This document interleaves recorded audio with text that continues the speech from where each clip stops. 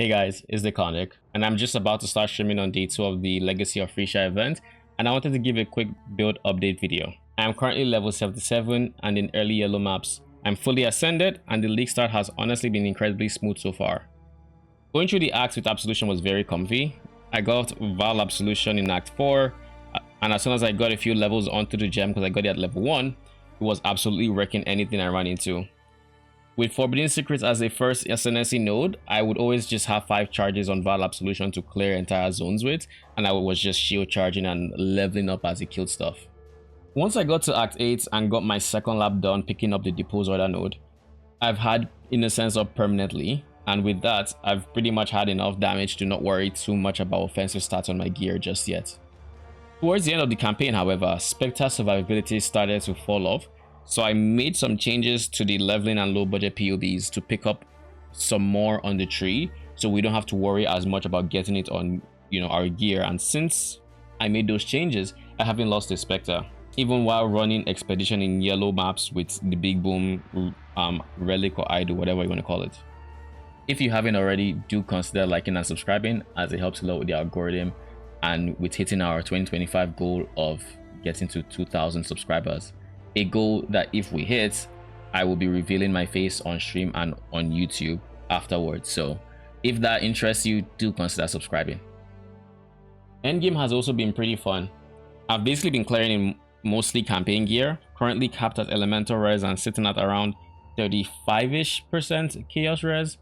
Defensively, it feels really comfortable, especially while running the insane flat armor while you have soul gain prevention, which typically we are almost always in. So that alone is giving me about like 5k flat armor, which this is without any flasks. This really helps to ease the early progression where we do not have as much physical damage reduction just yet.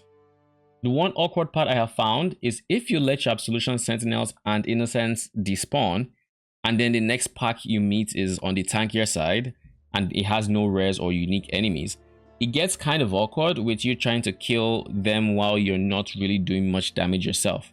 So I am currently testing a writing jar for the setup, and I think this will be the solution so far.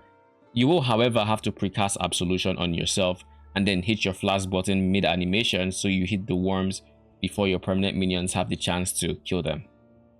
I'll also look for other solutions, but for now I think this is the best bet on a budget because I got mine for about 2C.